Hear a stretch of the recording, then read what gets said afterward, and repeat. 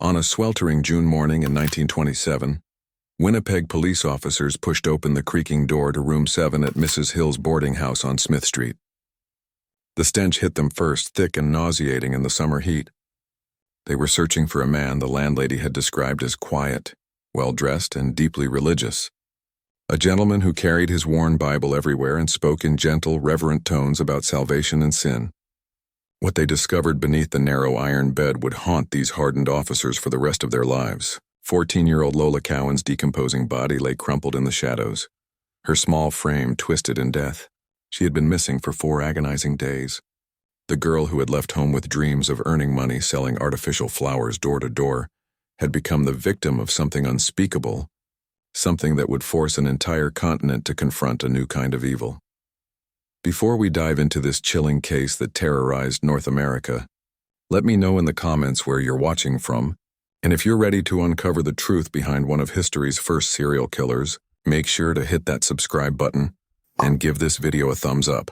Your support helps us bring you more deep dives into the darkest corners of criminal history.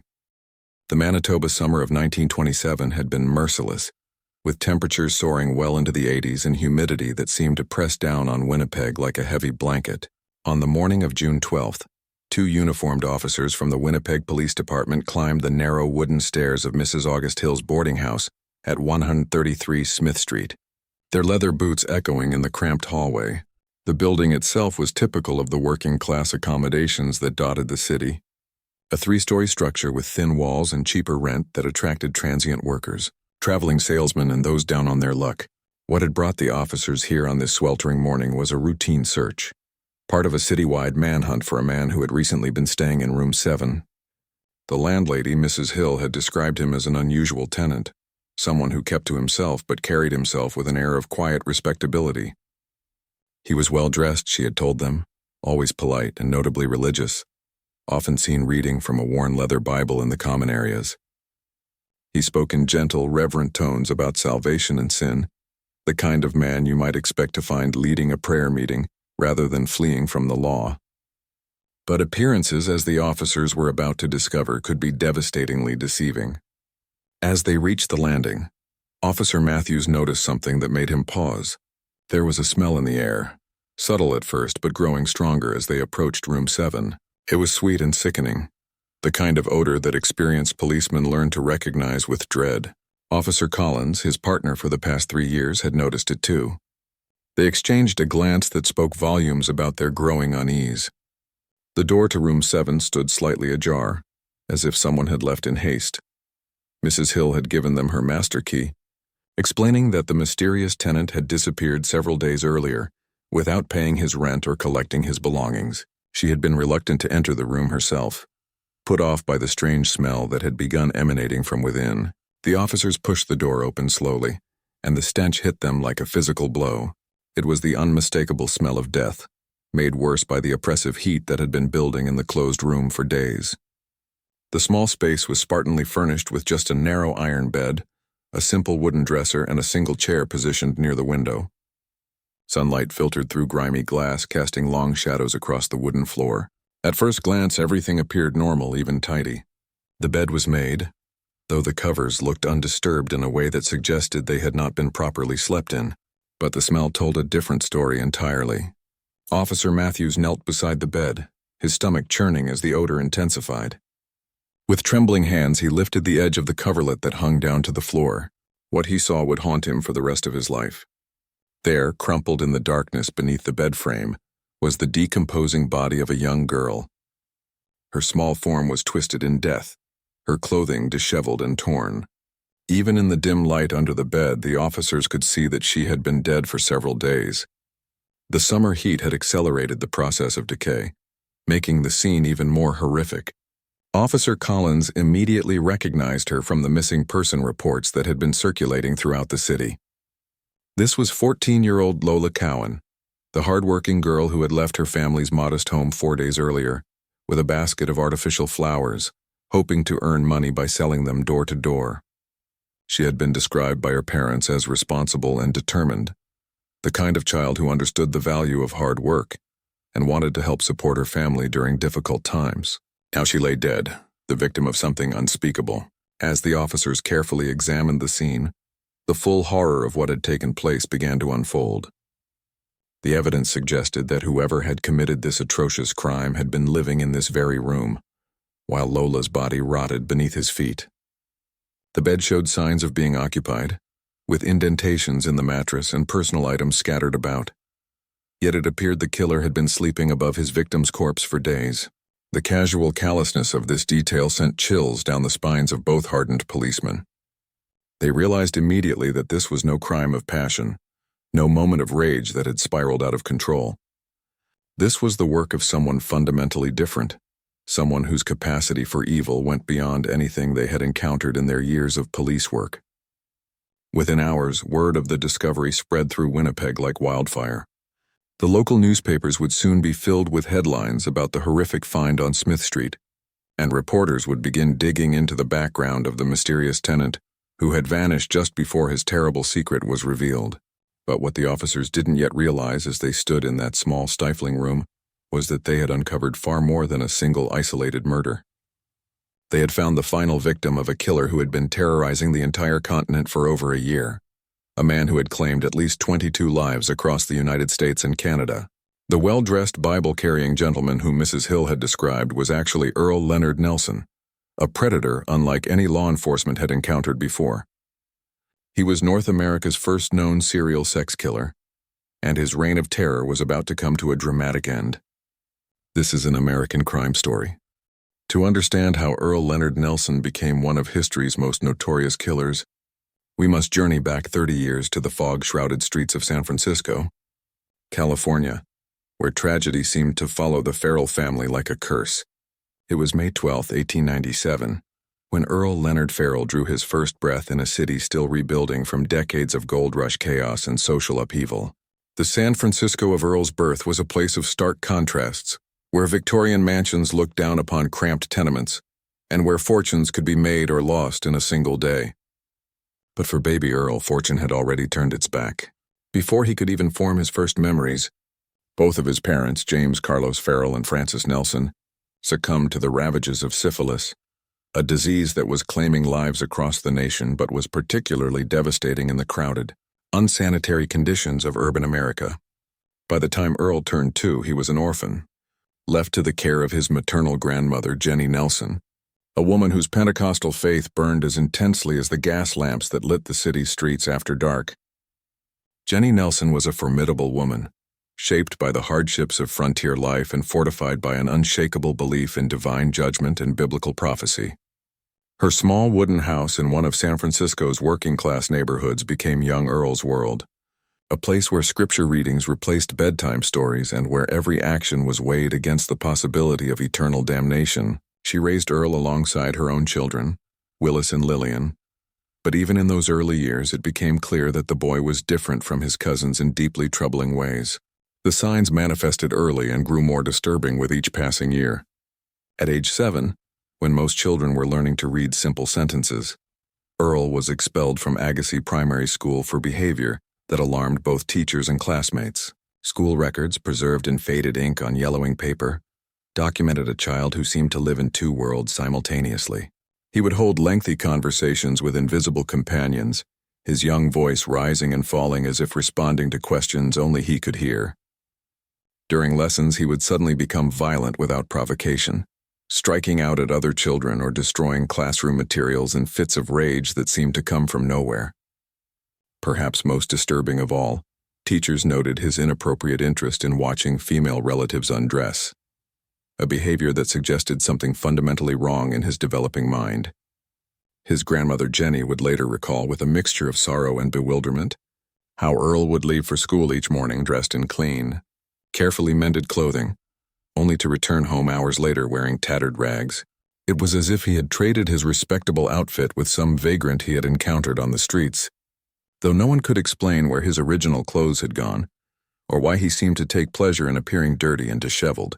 The boy seemed drawn to filth and degradation in a way that defied all of Jenny's attempts to instill proper Christian values. Then came the accident that many who knew Earl would later point to as the moment when his troubled mind finally shattered beyond repair. It was a typical San Francisco morning in 1907, with the fog rolling in from the bay and the city's famous cable cars clanging their way up and down the steep hills that defined the urban landscape. 10-year-old Earle was riding his bicycle through the bustling streets, perhaps trying to escape the oppressive atmosphere of his grandmother's house, when disaster struck. The collision with the streetcar was devastating, the kind of accident that in those days before modern emergency medicine often proved fatal. The massive iron vehicle, weighing several tons and moving at considerable speed, struck Earle's small bicycle with tremendous force. Witnesses later described seeing the boy's body thrown through the air like a rag doll, before landing motionless on the cobblestone street. For 6 agonizing days, Earle lay unconscious in San Francisco General Hospital, his life hanging by the thinnest of threads. The doctors, working with the limited medical knowledge of the early 1900s, could do little more than monitor his vital signs and hope that his young body would somehow recover from the massive trauma. When Earle finally opened his eyes on the 7th day, those who knew him best immediately recognized that something fundamental had changed. The headaches came first, pounding waves of pain that would strike without warning and leave the boy writhing in agony. But even more troubling were the memory problems that followed. Earle would forget conversations from just hours before, lose track of where he was going, and sometimes fail to recognize people he had known for years. His behavior, which had been erratic before the accident, became even more unpredictable and violent. He would fly into rages over the smallest perceived slights, lashing out with a fury that seemed entirely disproportionate to whatever had triggered it. As Earle entered his teenage years, his obsessions began to crystallize around 2 powerful and ultimately destructive forces: religious extremism and sexual violence. He became fixated on the Book of Revelation, spending countless hours poring over its apocalyptic visions and prophecies of divine judgment.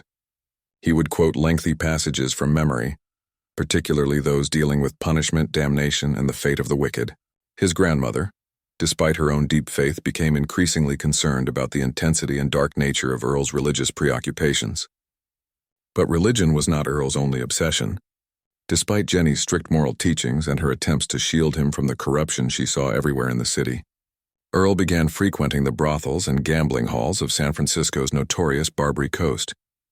This waterfront district, with its saloons, dance halls, and houses of ill repute, represented everything that respectable society condemned, yet it drew Earle like a magnet.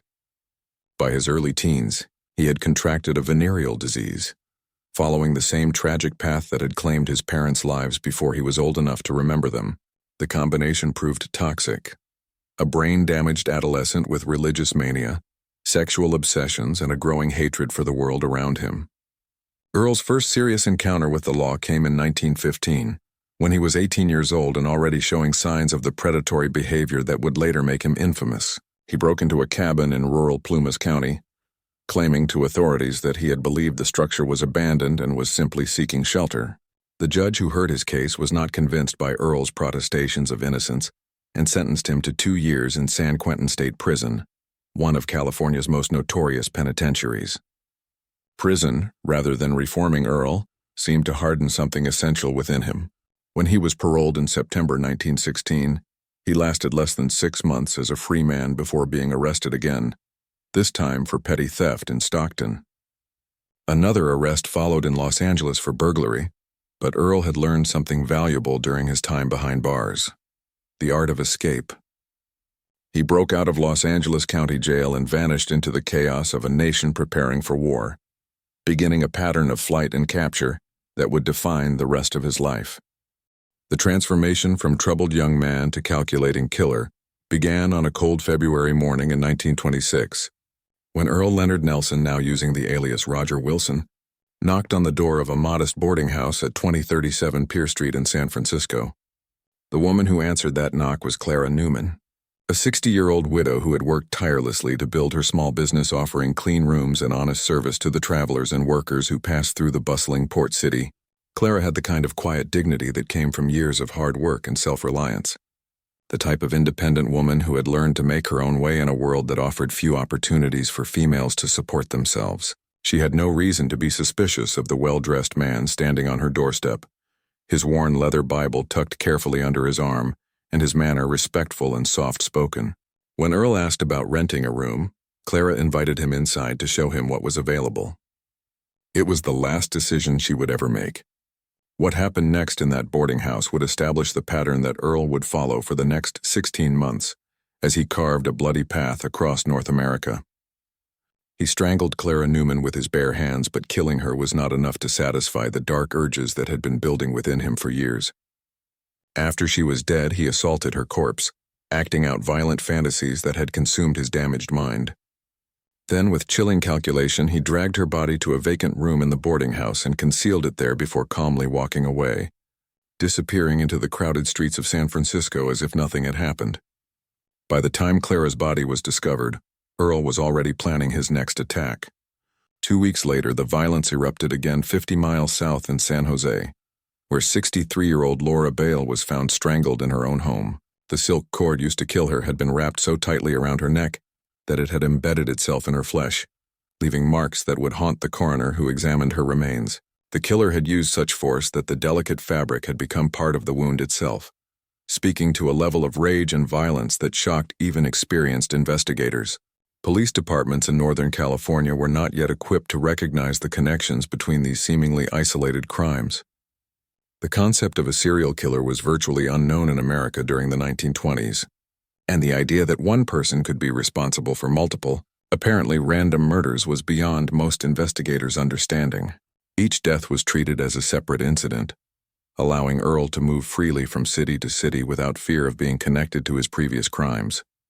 On June 26, 1926, Earle struck again in San Francisco, targeting Lillian St. Mary, a 63-year-old woman who, like Clara Newman, had been trying to make an independent living in a world that offered few alternatives for women of her generation.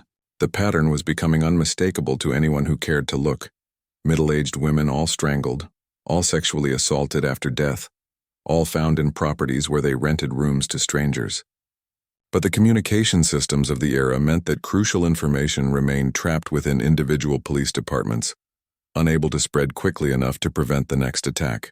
2 weeks after murdering Lillian St. Mary, Earle traveled 325 miles south to Santa Barbara, where 53-year-old Ollie Russell became his fourth confirmed victim. The beautiful coastal city, with its Spanish colonial architecture and thriving tourism industry, seemed an unlikely place for such brutal violence. But Earle was drawn not by the scenery but by the opportunities it presented. Like his previous victims, Ollie ran a boarding house, advertising clean rooms and reasonable rates in the local newspaper. When a polite Bible-carrying gentleman responded to her advertisement, she had no way of knowing she was inviting death into her home. By the summer of 1926, newspapers throughout California had begun to take notice of what appeared to be a pattern of violence against women who operated boarding houses. The term Dark Strangler appeared in print for the first time, describing the unknown killer who seemed to target landladies throughout the state. Earle fit the physical descriptions that witnesses were beginning to provide: dark-complexioned, stocky build, with unusually long arms and large hands that seemed designed for violence. Some witnesses said he moved in a way that reminded them of a great ape, leading to his other nickname in the press, the Gorilla Man. The descriptions were not flattering, but they were accurate enough to create the first composite picture of America's emerging serial killer. On August 16th, Mary Nisbet became Earle's next victim in Oakland, across the bay from San Francisco. Her husband discovered her body in the bathroom of a vacant apartment in their building, and the scene was identical to the others: strangulation, sexual assault, and the methodical concealment of evidence. Initially, police questioned Mary's husband, following the common assumption that domestic violence was the most likely explanation for such crimes. But witnesses had seen a strange man lurking around the building on the day of the murder, a man whose description matched the emerging pattern perfectly. What made Earle so devastatingly effective was his ability to present himself as exactly the kind of tenant that struggling landladies wanted to attract. He dressed in clean, conservative clothing that suggested respectability and financial stability. He spoke politely and carried himself with quiet dignity. Most importantly, he always had his Bible with him, a prop that instantly marked him as a God-fearing Christian gentleman in an era when religious faith was seen as a guarantee of moral character. To the women he targeted, Earle looked like the perfect boarder, clean, quiet, and unlikely to cause trouble. His method never varied: He would scan local newspapers for advertisements offering rooms for rent, then appear at the boarding house during daytime hours when the landlady would likely be alone. He would ask to see what accommodations were available. And once he was alone with his victim in an upstairs room or basement area, he would strike without warning. The religious element was not merely a disguise but central to Earle's twisted psychology. He genuinely believed he was doing God's work, punishing women he saw as immoral for taking money from men who wanted to stay in their homes. In his damaged mind, these independent women represented everything that was wrong with a changing world where traditional gender roles were beginning to shift. As autumn arrived in 1926, Earle expanded his hunting grounds northward to Portland, Oregon, where the rainy climate and dense forests provided perfect cover for his escalating violence. On October 19th, 35-year-old Beata Withers was found dead in her home, her body stuffed inside a steamer trunk in the attic, where it might never have been discovered if not for the persistence of her teenage son. The boy had searched the house repeatedly after his mother failed to return home, finally climbing into the cramped attic space where he made the horrific discovery that would traumatize him for the rest of his life. The next day brought another victim, 59-year-old Virginia Grant, whose body was found behind the furnace in the basement of a vacant property she owned. 2 days after that, Mabel Fluke disappeared from her Portland home, and her body was discovered several days later in another attic space, strangled with her own scarf in a scene that had become Earle's signature. Portland police were completely overwhelmed by the sudden explosion of violence in their normally quiet city. They had never encountered anything like the systematic targeting of women that was now occurring, and their investigation methods were simply not designed to handle such crimes. A coroner's jury was assembled to investigate Beata Withers' death, but even they could not agree on what had happened. 3 jurors believed it was suicide, while the other 3 were convinced it was murder. The confusion and disagreement gave Earle exactly what he needed: time to kill again and escape before anyone could piece together the true scope of his crimes.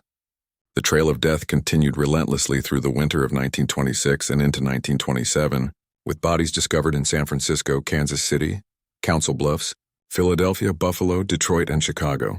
Each crime scene told the same terrible story. A middle-aged woman trying to make an honest living had encountered a predator whose capacity for violence seemed to know no bounds. In Kansas City, Earle committed what may have been his most horrific crime when he murdered 28-year-old Germania Harpin and her 8-month-old baby Robert, using a diaper to strangle the infant while the child's mother lay dead nearby. The murder of a helpless baby represented a new low even for Earle, demonstrating that his violence was escalating and that no one, regardless of age or innocence, was safe from his rage. By June 1927, Earl Leonard Nelson had made the decision that would ultimately lead to his downfall. Perhaps believing that crossing an international border would give him a fresh start away from the increasingly coordinated police efforts in the United States, he slipped across the border into Canada, arriving in the prairie city of Winnipeg, Manitoba.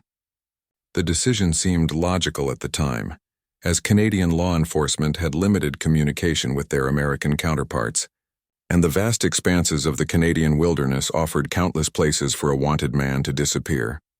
But Earle had underestimated the determination of the Winnipeg Police Department and the growing network of investigators who were finally beginning to understand the scope of his crimes.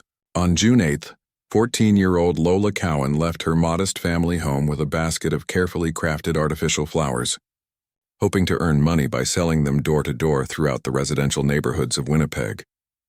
She was a responsible, hardworking girl who understood the value of contributing to her family's income during difficult economic times. Her parents expected her home by evening, but as the hours passed and darkness fell over the city, it became clear that something terrible had happened. Lola never returned home. 2 days later, the violence struck again, this time targeting Emily Patterson, a woman whose quiet life was about to become the center of an international manhunt. Emily lived with her husband in a modest home where they rented rooms to travelers, continuing the pattern that had made Earle so successful throughout his killing spree. When Emily went missing from her own home, her husband searched frantically through every room, calling her name and growing more desperate with each passing hour. That evening, he knelt beside their son's bed to say prayers for his missing wife's safe return, and it was in that moment of desperate faith that he made the horrific discovery. Emily's body was stuffed underneath the bed, strangled and beaten with a claw hammer in an attack that showed Earle's violence was reaching new levels of brutality. She had also been sexually assaulted, following the pattern that had become Earle's signature across 2 countries. The scene was made even more disturbing by the evidence of theft. Several items were missing from the Patterson home, including a man's suit, Emily's gold wedding ring, the family Bible, and $70 in cash. The theft of the Bible was particularly significant, as it suggested the killer's continued obsession with religious imagery, even as he committed the most unholy of acts. What Earle didn't realize was that these stolen items would become the evidence that finally brought him to justice. The next morning, June 11th, Earle made a series of critical mistakes that would unravel his carefully constructed facade. Desperate for money and apparently unconcerned about the risks, he walked into the jewelry shop of Fred England, a respected businessman in Winnipeg's commercial district. With casual confidence, Earle offered to sell Emily Patterson's gold wedding ring for just $35, claiming he needed quick cash for travel expenses. Fred England was immediately suspicious. The ring was clearly valuable, worth far more than the asking price, and the man trying to sell it seemed nervous and evasive when asked about its provenance. England stalled for time, examining the ring carefully while mentally recording every detail of the stranger's appearance. After completing the transaction, he immediately contacted the police, providing them with a detailed description of the seller and the ring itself. That same day, Earle visited a second-hand clothing store where he sold the stolen suit and other items from the Patterson home. The store owner, like the jeweler, found something unsettling about his customer's manner and made careful note of his appearance. Both merchants would later provide crucial testimony that helped investigators piece together Earle's movements and identify him as the killer they were seeking. The breakthrough came when Nicholas Tabor, a barber whose shop was located next to the second-hand store, stepped forward with information that would prove crucial to the investigation. Tabor told police he had given Earle a haircut and shave on June 10th, the day after Emily Patterson's murder. During the grooming session, Tabor had noticed something that struck him as extremely odd. There were dried bloodstains on Earle's scalp and visible scratch marks on his neck and hands. When the barber had asked about these injuries, Earle became visibly agitated and warned him not to touch the affected areas. The barber's trained eye had also noticed that the blood appeared fresh, as if the wounds had been inflicted within the past day or 2. This testimony provided investigators with a timeline and physical evidence that directly connected Earle to the violence that had occurred in Emily Patterson's home. On June 12th, as police officers made their gruesome discovery of Lola Cowan's body beneath the bed in room 7 at Mrs. Hill's boarding house, the full scope of Earle's crimes in Winnipeg became clear. The evidence at the scene suggested that Earle had been sleeping in that very bed, while Lola's corpse decomposed just feet below him, a level of callousness that shocked even experienced investigators. The condition of the bed and the positioning of personal items in the room indicated that Earle had continued his normal routine, sleeping and living above his victim's remains for several days without apparent concern. When news of the discovery broke across Winnipeg, the city erupted in a combination of panic and outrage. The Winnipeg City Council, responding to public pressure and the need to bring this monster to justice, posted a reward of $1,500 for information leading to the capture of the killer.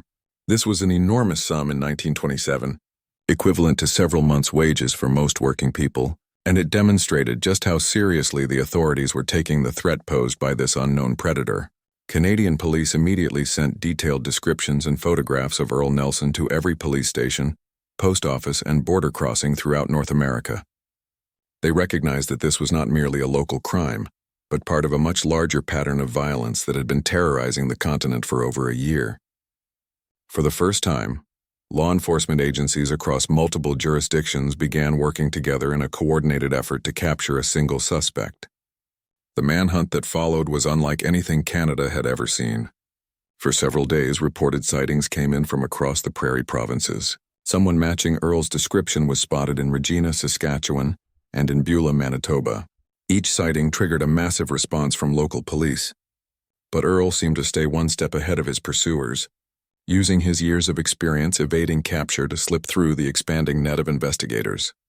On June 14th, the manhunt seemed to have succeeded when a man calling himself Mike Mowski was arrested at the Manitoba-Minnesota border by alert customs officers. The suspect fit Earle's description perfectly, and his nervous behavior when questioned raised immediate suspicions. However, in a stunning failure of security procedures, the man managed to escape custody the very next day before proper identification could be completed. The escape was a devastating blow to the investigation, and it seemed as though Earle had once again managed to disappear into the vast anonymity of the North American frontier. But 2 days later, on June 16th, constables in the small town of Killarney, Manitoba, just 12 miles from the North Dakota border, made an arrest that would finally end Earle's reign of terror. They apprehended a man who called himself Virgil Wilson, and while he fit the general description of the wanted killer, his manner was so calm and cooperative that the officers initially doubted they had captured the right person. Wilson was polite, soft-spoken, and showed none of the agitation or violence they expected from a cornered killer. Nevertheless, following proper procedure, they placed him in the local jail while they contacted Winnipeg authorities for further instructions. That evening, Earle once again demonstrated the escape skills that had served him throughout his criminal career. Using techniques he had perfected during his multiple escapes from mental hospitals and county jails, he managed to break out of his cell and flee into the darkness. But this time, Earle made a critical error in judgment that would prove to be his final mistake. In his haste to get as far away as possible from Killarney, he attempted to board the same train that was carrying members of the Winnipeg Police Department who were traveling to coordinate the manhunt. 12 hours after his dramatic escape, Earl Leonard Nelson was recaptured, and this time there would be no escape. When Earle was brought to the Rupert Street Police Station in Winnipeg, the scene outside resembled something from a medieval spectacle. Nearly 4,000 people crowded the streets, hoping to catch a glimpse of the infamous Dark Strangler whose crimes had terrorized an entire continent. The massive crowd was a testament to how deeply Earle's violence had affected the public consciousness, and how desperate people were to see justice finally served. Inside the Rupert Street Police Station, as the crowd of 4,000 people pressed against the barriers outside, Earl Leonard Nelson underwent the methodical process that would finally connect him to crimes spanning an entire continent. Police photographers captured his image from multiple angles, documenting the face that had haunted witnesses across North America for over a year. His fingerprints were carefully recorded and immediately transmitted to police departments throughout the United States and Canada.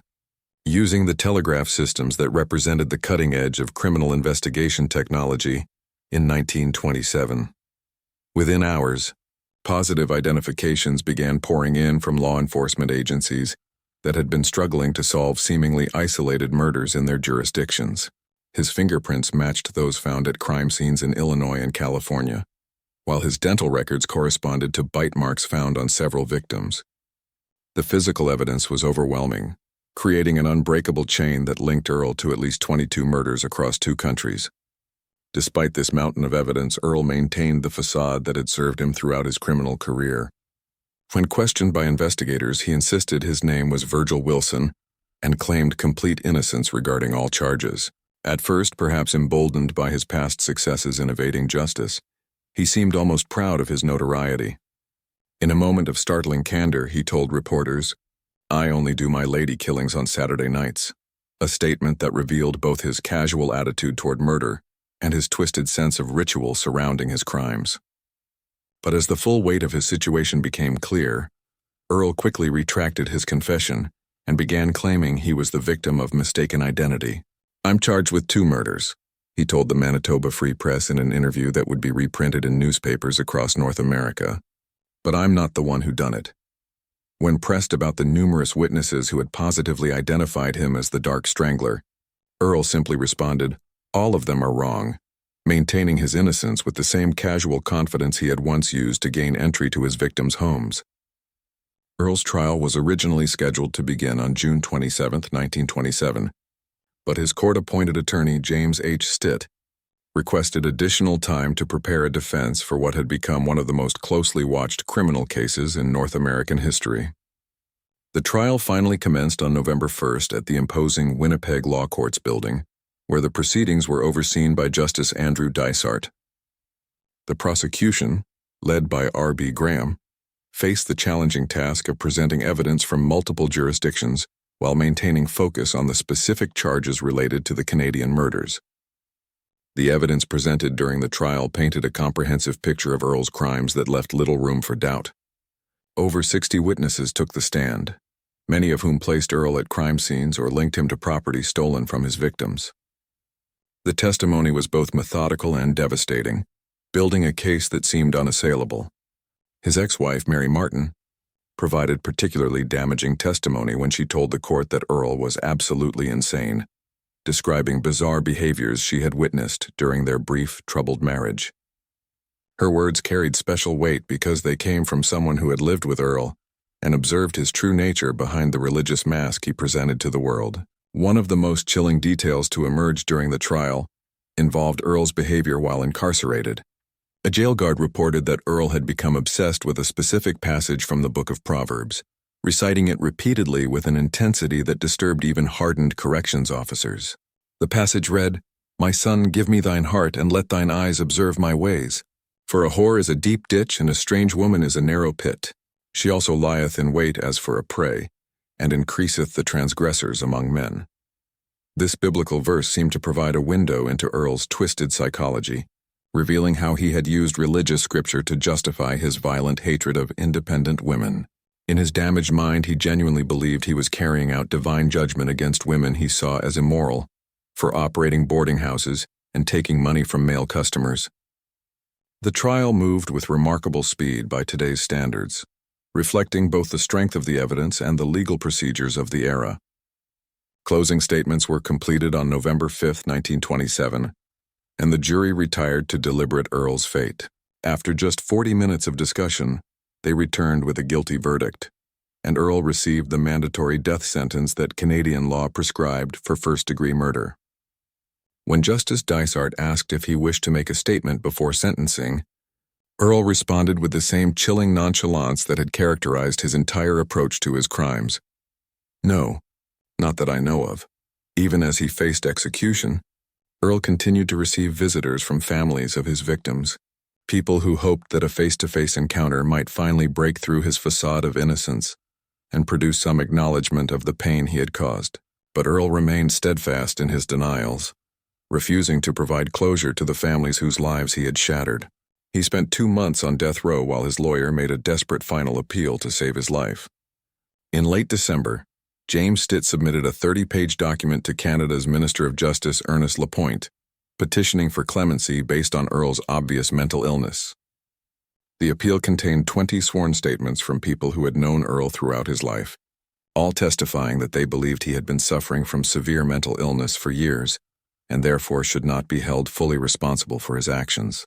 One of the most compelling statements came from Mrs. L.J. Casey, who had employed Earle as a groundskeeper in 1926. She described finding him sitting outside in pouring rain without a coat, staring at the sky and carrying on animated conversations with invisible companions. "I hear him laughing and talking to himself all the time," she wrote in her sworn statement.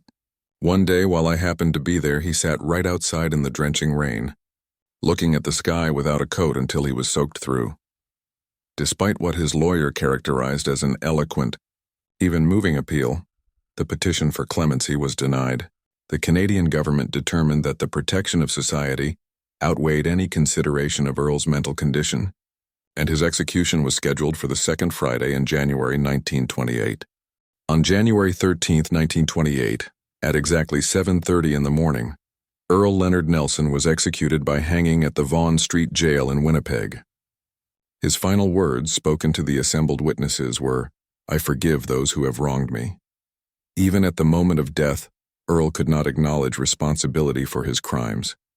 In his twisted perception, he remained the victim, wronged by a society that had failed to understand his divine mission. At the age of 30, one of America's first serial killers was dead, but his impact on criminal investigation and popular culture was just beginning. Earl Nelson's reign of terror had lasted just under 2 years, but in that brief time, he had fundamentally altered how law enforcement thought about murder and criminal investigation.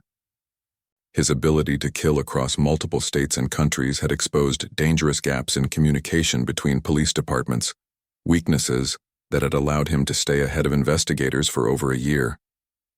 His case helped lay the groundwork for what would eventually become federal involvement in serial crime investigations in the development of centralized criminal databases that could track suspects across jurisdictions. When Earle died, his confirmed murder count of 22 victims made him the most prolific serial killer in American history, a record that would stand for nearly 50 years until the discovery of Juan Corona's crimes in 1971. But Earle's significance went far beyond the numbers. He was the first serial killer whose crimes received widespread media attention through newspapers, magazines, and the relatively new medium of radio broadcasting. His case was reported internationally, appearing in publications across the United States, Canada, Europe, and Australia, making him one of the first truly global criminal celebrities. The public fascination with Earle's crimes reflected a broader cultural shift in how society understood violence and criminality. His case inspired Alfred Hitchcock's 1943 film, Shadow of a Doubt, demonstrating how deeply his story had penetrated the collective consciousness and influenced popular culture. The film's exploration of evil hiding behind a mask of respectability drew directly from the real-life horror of Earle's ability to appear as a harmless, religious gentleman while harboring the darkest possible intentions. The women Earle murdered were far more than mere statistics in a criminal case. They were Clara Newman, Laura Bale, Lillian St. Mary, Emily Patterson, Lola Cowan, and all the others. Real people with families, dreams, and meaningful contributions to their communities. Many of his victims were pioneering independent women who had chosen to support themselves by operating boarding houses, one of the few ways women could earn decent living without depending on husbands in the restrictive social environment of the 1920s. Earle's targeting of these women revealed not just individual pathology, but a broader cultural anxiety about changing gender roles and women's increasing independence. His case also highlighted the primitive state of mental health understanding in the early 20th century, when the tools and knowledge needed to properly diagnose and treat severe mental illness simply did not exist. Multiple doctors and institutions had opportunities to recognize Earle's dangerous condition, but the psychiatric profession lacked both the theoretical framework and practical resources to prevent the tragedy that followed. Today, criminal profilers and forensic psychologists study Earl Nelson's case as a textbook example of how multiple factors can combine to create a serial killer. His combination of head injury, childhood trauma, religious obsession, and sexual dysfunction created what experts now recognize as a perfect storm of violence that claimed at least 22 innocent lives and changed the course of criminal justice history forever.